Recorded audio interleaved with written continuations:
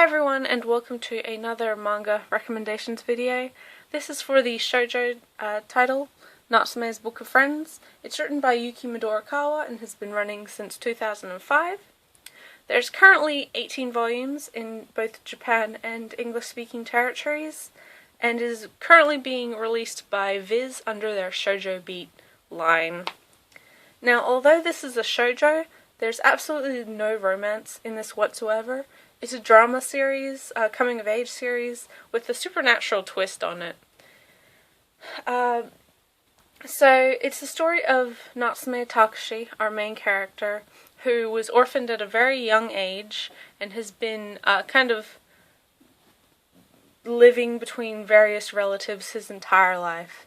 The difference with Natsume is that he can actually see spirits, or Japanese yokai. Now, because of this, he's had quite a troubled upbringing. None of his relatives really trust him or want him around because he's a little bit weird. He can see things that other people can't, and they can't understand that. They think he's a liar, they think he's a bad kid, troublemaker, that sort of thing.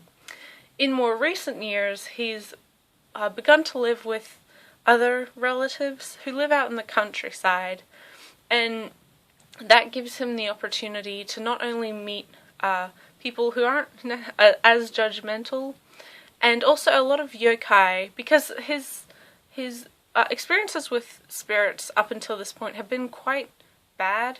He never really, he quite hated them up until this point.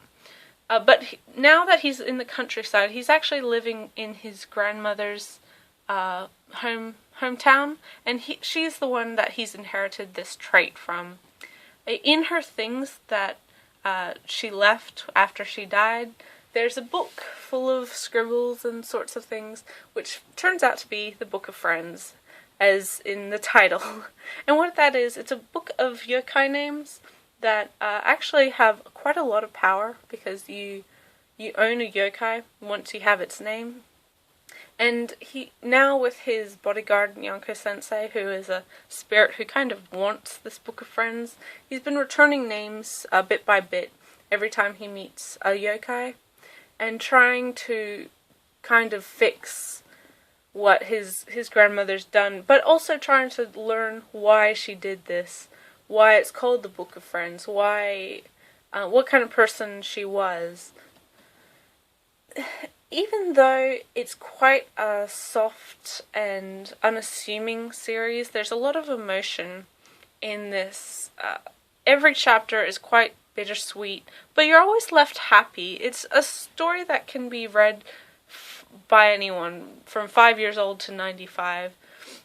Although there is kind of subtle references to previous events, his past experiences, that really do kind of hint at a lot of loneliness, emotional and physical abuse, as well as abandonment and marginalization.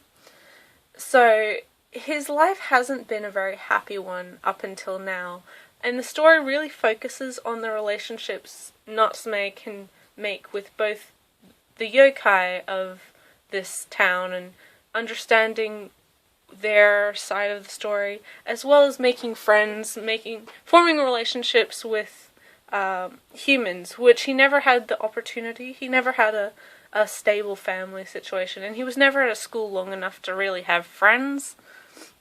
So we're following how Natsume is really growing as a person, and changing and maturing.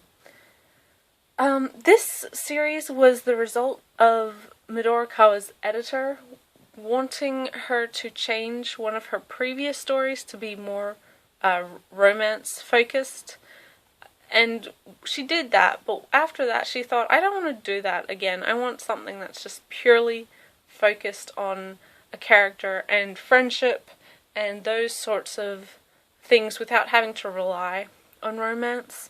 And that's how this this story was born.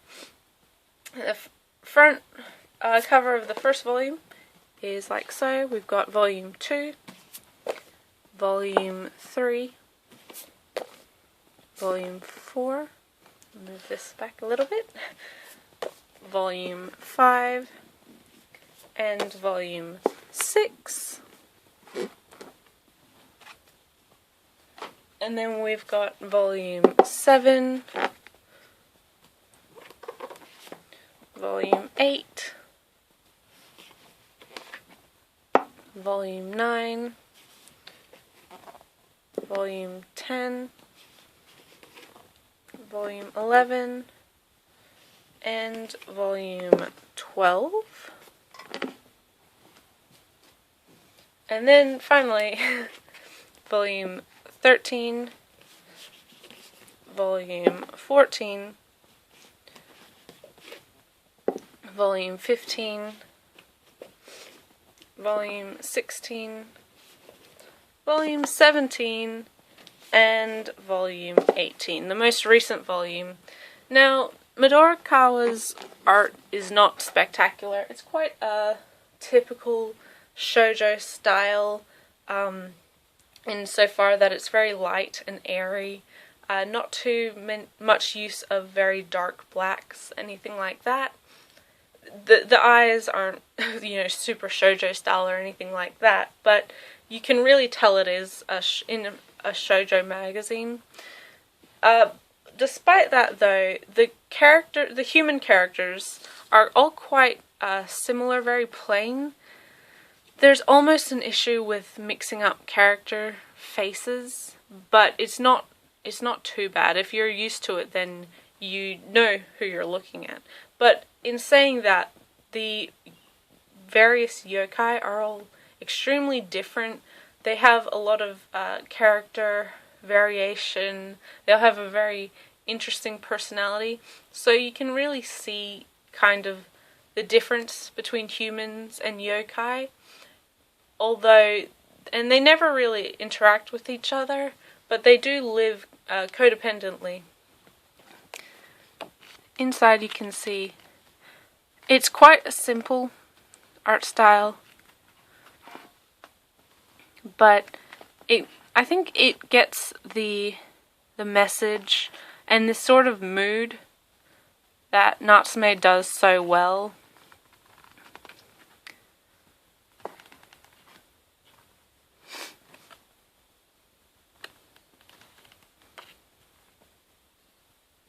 It's a very introspective work, which is nice to see characters thinking, really. It's a mood piece. You want to be in a certain type of mindset when you're reading. There's a lot more going on under the surface, but it's very raw and emotional, and very true, more so than you can say about other series who kind of try to do the same thing. Recommendation-wise, probably the closest thing to Natsume's Book of Friends would be Mushishi. They both deal with the commingling of kind of the spiritual world as well as our human world that we live in. It's almost an environmental message, if that makes sense. Living together, even if you're at odds, rather than trying to get rid of one or fight one of these things. The manga is a quite similar style, very ethereal, very light, but very, very good at setting the mood. The manga of Mushishi, though, is very, very out of print. I do also recommend the anime, though. It's a fantastic adaptation. It captures the mood amazingly. I couldn't recommend it more highly. The other anime I very much recommend is the anime adaptation of Natsume's Book of Friends. There's 4 seasons. Again, it captures the mood very, very well. The music, the voice actors, everything is fantastic. It's been released by NIS America in English, English subtitle only. But it's a fantastic example of what you can do with a story that doesn't really rely on anything too large, too mind-shattering or earth-breaking. It's just a quiet idea that has come to fruition in the most beautiful of ways. Other manga I would recommend is The Ancient Magus' Bride, which is currently just started being released in English. It has, again, that kind of soft, slow chapters, and nothing too plot heavy, but it's still fulfilling when you read it. And also Kami-sama's Kiss, which is a lot more focused on the romance, but also has that Japanese mingling of the spirit world and the human world. And I think that's it for this this video. Thank you for watching. If you liked it, comment, message, subscribe if you wish. Comment, like, subscribe. And I'll see you in the next video, guys. Thanks a lot. Bye.